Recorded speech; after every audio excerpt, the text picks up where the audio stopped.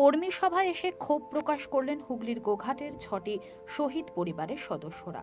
আসন্ন লোকসভা নির্বাচনে আরামবাগ লোকসভা কেন্দ্রের তৃণমূল কংগ্রেসের প্রার্থী ও মমতা বন্দ্যোপাধ্যায়ের স্নেহধন্য মিতালি বাগের সমর্থনে একটি কর্মী সভা করে গেলেন রাজ্য তৃণমূল কংগ্রেসের সভাপতি সুব্রত বক্সী। শনিবার সভাটি অনুষ্ঠিত হয় হুগলির আরামবাগের রবীন্দ্র ভবনে। এই কর্মী সভায় তৃণমূল কংগ্রেস রাজ্য সভাপতি সুব্রত বক্সী ছাড়াও ছিলেন জয়প্রকাশ মজুমদার, শান্তনু সেন, শ্রীরামপুর লোকসভা কেন্দ্রের প্রার্থী কল্যাণ বন্দ্যোপাধ্যায়, জেলা পরিষদের সহ সভাধিপতি কৃষ্ণচন্দ্র সাঁতরা সহ আরামবাগ সাংগঠনিক জেলার বিভিন্ন নেতা নেত্রীরা। পাশাপাশি এদিন গোঘাটের 6 শহীদ পরিবারের লোকজন আসেন এই কর্মী সভায়, কিন্তু এই শহীদ পরিবারের সদস্যরা সুব্রত বক্সীর সাথে দেখা করতে গেলে প্রথমে তাদেরকে দেখা করতে দেওয়া না হলেও ক্ষোভ দেখায়। এরপর ওই 6টি শহীদ পরিবার দেখা করেন সুব্রত বক্সীর সাথে। কি জানাচ্ছেন শহীদ পরিবারের সদস্যরা, তাদের মুখ থেকেই বিস্তারিত শুনুন।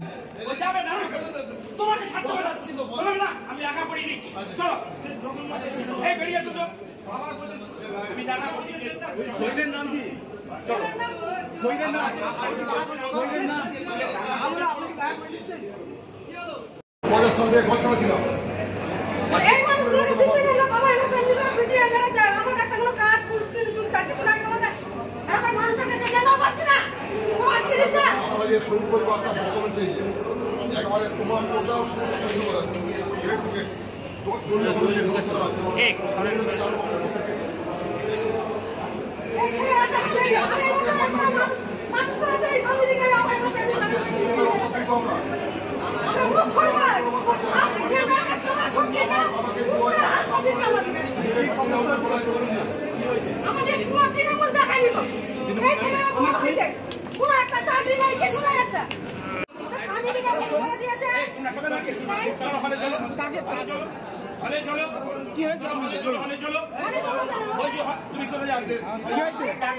দেখা করবে তোমার সঙ্গে দেখা শরীরের নাম কি? প্লিজ আপনারা চলুন চলুন, আপনারা চলুন, জানা যাচ্ছে কথা হবে চলুন চলুন চলুন। আপনি কোন ব্লকে? কে কে অসুবিধা করছে? এখানে কেন এসেছেন, মানে কি আমরা চিঠি দেওয়ার জন্য এসেছি।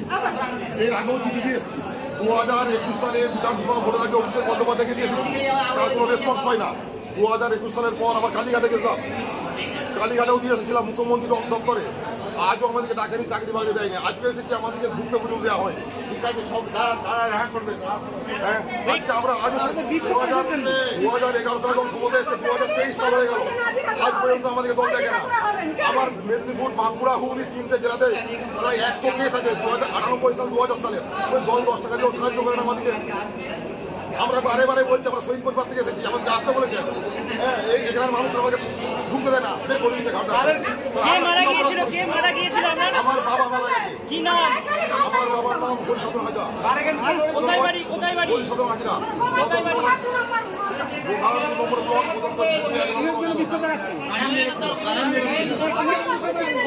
শহীদ পরিবারে চাকরি দিয়ে দিয়েছি, কিন্তু আমাদের 6টা শহীদ পরিবার আজও চাকরি পাইনি। গোঘাট 2 নম্বর ব্লকে 6জন শহীদ পরিবার আজও চাকরি পাইনি। আমরা কুকুরের মতো ঘুরেছি। আমরা অভিষেক বন্দ্যোপাধ্যায়ের কাছে গেছি, কালীঘাট গেছি, আজকেও এসেছিলাম, চিঠি নেয়নি, বিভিন্ন রকম প্রতি উত্তর কথা বলছেন। তাহলে আমরা কি দল করতে গিয়ে অপরাধ করেছি? তৃণমূল দলটা করে 12 বছর ঘর ছাড়া থেকে শতাধিক কেস খেয়ে আমাদেরকে বলছে হ্যাঁ চাকরি সব হয়ে গেছে। তাহলে আমাদের চাকরিগুলো গেল কোথায়? আমাদেরকে পুনরায় বলছে আর কালীঘাটে চলুন, 9 তারিখের পর সেখানে গিয়ে আলোচনা হবে, ডিএমের মাধ্যমে আলোচনা হবে, ওই তদন্ত করুন। আজকে সায়েন্স সিটিতে আমাদের সমস্ত শহীদ পরিবারের নামগুলো খোদাই করা রয়েছে। আমার বদনগঞ্জ ফুলি 1 নম্বর অঞ্চল, গোঘাট 2 নম্বর ব্লকে।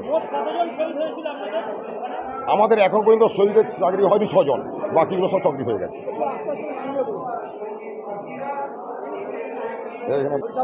হ্যাঁ, শাহাজুদ্দিন খাঁ, সাজেদুল মল্লিক, রমজান পাঠান, কার্তিক ঘোষ, জাকির আলী খান, এই 6জন মারা গেছে। 2000 সাল থেকে 2006 সাল। নেতৃত্ব কি বলবে? বয়স চাকরি দিয়ে দিয়েছি, আপনারা কলকাতায় চলুন, দিদির সঙ্গে কথা বলুন, ডিএমের সঙ্গে কথা বলবো, যদি চাকরি দেওয়ার থাকে তাহলে চাকরি দেওয়া হবে। নাম কি আছে? শহীদের নাম কি?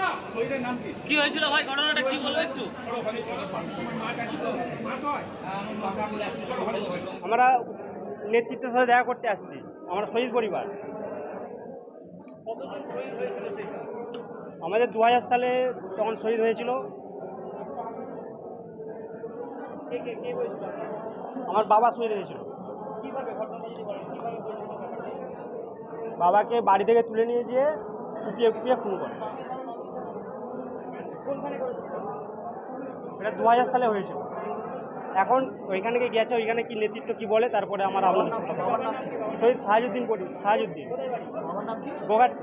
গোঘাট টু অনুপনগর পশ্চিমপাড়া গ্রাম পঞ্চায়েত।